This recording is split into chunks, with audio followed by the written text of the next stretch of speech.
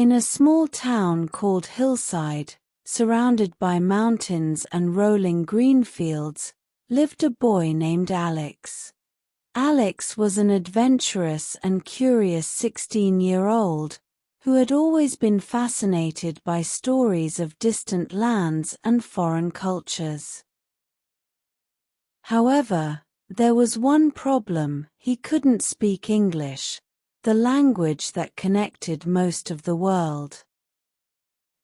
In Hillside, the people spoke their local dialect, and although English was taught in schools, it was mostly through textbooks, grammar exercises, and memorizing rules.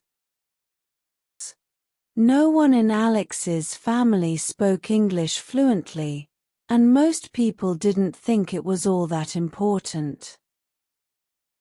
Yet, Alex knew deep down that if he wanted to explore the world and make new friends from different countries, he had to learn how to speak English, and not just the basics, but enough to hold a real conversation. One day, a traveling storyteller named Mr. Thompson visited the town.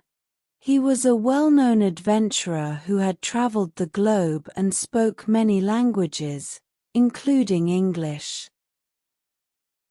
His stories about faraway cities, cultures, and the people he had met left everyone in awe, especially Alex.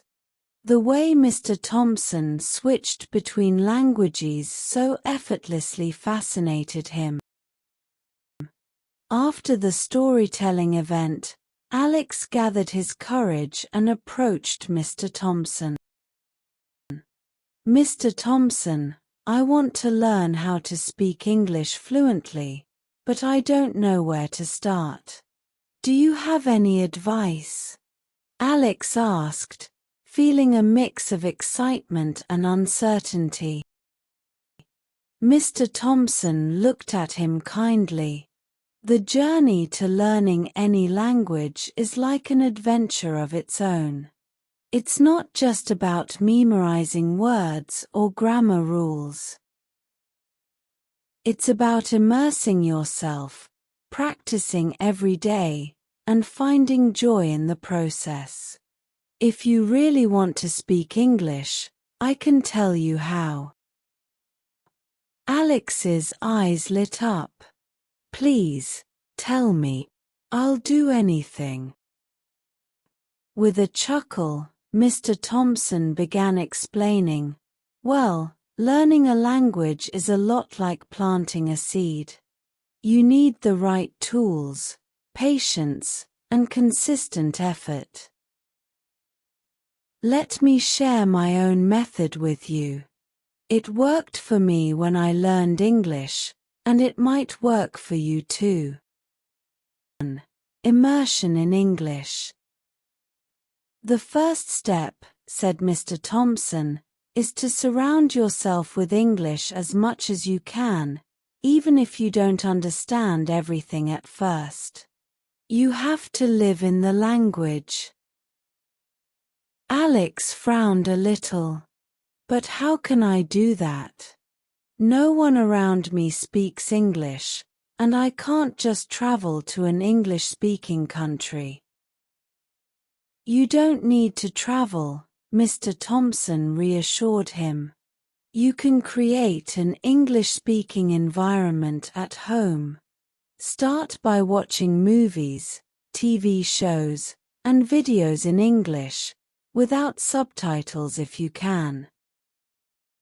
Listen to English music, podcasts, and audiobooks.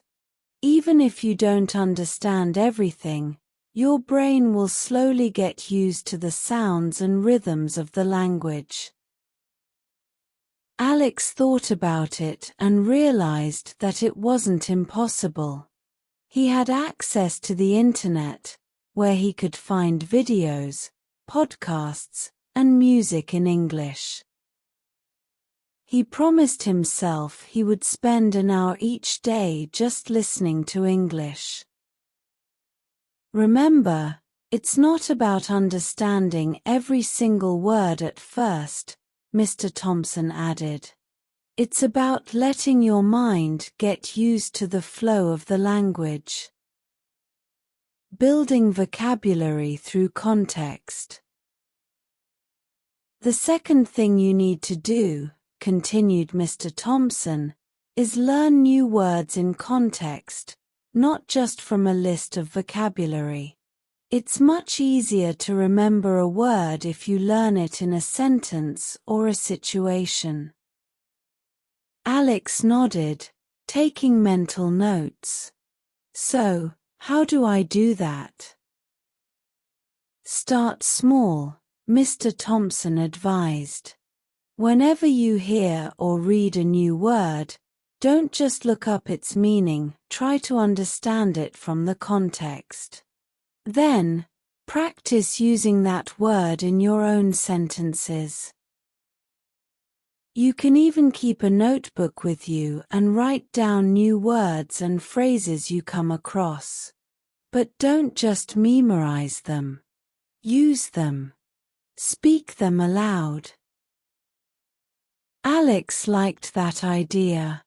He had often tried to memorize long lists of vocabulary words, but they would slip from his mind after a few days. Using the words in sentences seemed like a more practical approach. Practice speaking daily. The most important part of learning any language, said Mr. Thompson, is to speak it as much as possible, even if you make mistakes. In fact, making mistakes is part of the process. You can't learn to speak without trying. But I don't have anyone to practice with, Alex said. No one in my family or my school speaks English. Mr. Thompson smiled. You don't need a conversation partner right away. Start by speaking to yourself. Describe your day, your thoughts, or anything you're doing, but do it in English. It might feel strange at first, but this helps your brain get used to thinking in English. Eventually, try to find someone you can practice with. There are language exchange platforms online where you can connect with English speakers who want to learn your language. Alex had never thought of talking to himself in English, but it made sense. If he could narrate his actions or thoughts in English, it would make speaking more natural over time. Find a speaking partner. As Mr. Thompson mentioned, it was important to eventually practice with someone else. Alex thought about the possibilities. He didn't have anyone in his town to talk to in English, but he had heard of websites where people from different countries could practice languages together. Mr. Thompson nodded when Alex brought it up. Yes, language exchange websites are perfect for that. You can find people who want to learn your language, and in exchange, they help you with your English. When I was learning English, I found a pen pal from England. We would write letters to each other, and it helped me tremendously. Alex decided that once he felt a little more comfortable, he would sign up for one of those platforms and find a language partner. 5.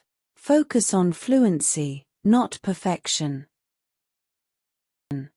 Many people make the mistake of trying to be perfect when they speak a new language, Mr. Thompson said. They're so worried about grammar and saying everything correctly that they freeze up. But that's the wrong approach. When you're learning to speak, focus on fluency first. You'll make mistakes, but that's okay. The more you speak, the better you'll get. Alex remembered the times he had hesitated to speak in his English class because he was afraid of making mistakes. "So, it's okay if I get things wrong?" "Absolutely," Mr. Thompson said firmly. "The more mistakes you make, the more you learn. And the more you speak, the more fluent you become. Don't let fear stop you. Just speak as much as you can." Shadowing and imitation. "I also used a technique called shadowing," Mr. Thompson said. "It's a method where you listen to native speakers and then try to imitate them as closely as possible. It's almost like being an actor. You repeat what they say, with the same intonation and rhythm. This helps improve your pronunciation and fluency." Alex was intrigued by this idea.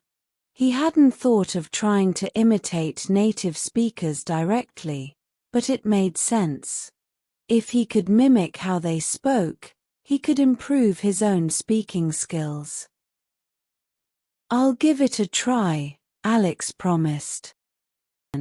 Set small, achievable goals. Finally, Mr. Thompson said, "You need to set goals for yourself, but make them small and achievable. Don't overwhelm yourself by thinking, 'I have to be fluent in 6 months. Instead, set daily or weekly goals.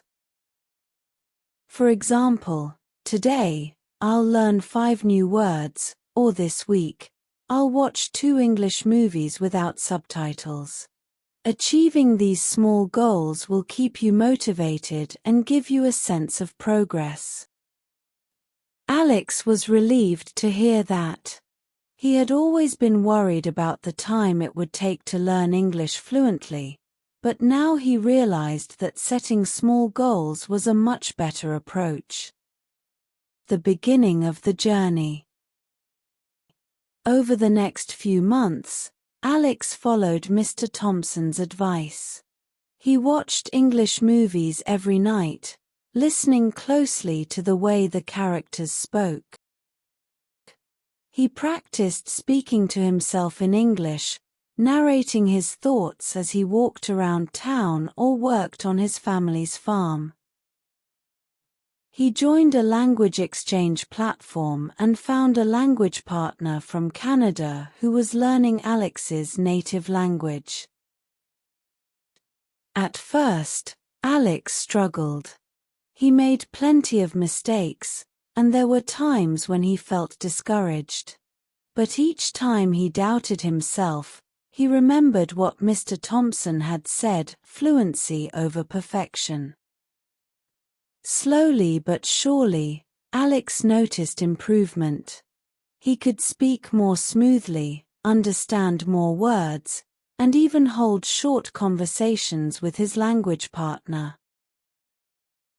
One day, a year after he had met Mr. Thompson, Alex received a letter. It was from Mr. Thompson, who had continued his travels.